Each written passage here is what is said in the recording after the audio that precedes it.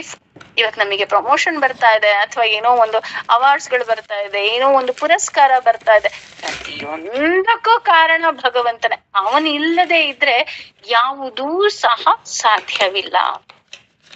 ಅದಕ್ಕೋಸ್ಕರನೇ ಆತ ಹೇಳ್ತಾನೆ, ಅಹಂ ಹಿ ಸರ್ವಯಜ್ಞಾನಾಂ ಭೋಕ್ತಾಂಚ ಪ್ರಭುರೇವಚ ಅಂತ. ಅಂದ್ರೆ ಸರ್ವ ಯಜ್ಞಗಳ ಒಡೆಯ ನಾನೇ. ಅಂದ್ರೆ ಯಜ್ಞಗಳ ಒಡೆಯ ನಾನೇ ಅಂತ ಯಾಕೆ ಹೇಳ್ತಾ ಇದ್ದಾನೆ? Whatever you are asking ಅದನ್ನೆಲ್ಲ ಕೊಡೋ ಶಕ್ತಿ ಇರೋದು ಕೇವಲ ನನಗ್ ಮಾತ್ರ, ಇನ್ಯಾರಿಗೂ ಇಲ್ಲ ಅಂತ ಇಂಡೈರೆಕ್ಟ್ ಆಗಿ ಹೇಳ್ತಾ ಇದ್ದಾನೆ ಭಗವಂತ. ಹಾಗಾಗಿ ನಮಗ್ ಏನೇ ಬೇಕಾದ್ರೂ ನಾವು ಕೇಳ್ಬಾರ್ದು, ಅವನಿಗೆ ಸರೆಂಡರ್ ಆಗ್ಬೇಕು ಅಷ್ಟೇ. ಮನೆ ಭೂತಕಾಲ ಇರ್ಬೋದು, ವರ್ತಮಾನ ಕಾಲ ಇರ್ಬೋದು, ಹಾಗೂ ಭವಿಷ್ಯತ್ ಕಾಲ ಇರಬಹುದು. ಈ ಮೂರನ್ನೂ ತಿಳ್ಕೊಂಡಿರೋ ನಾನು ಒಬ್ಬನೇ.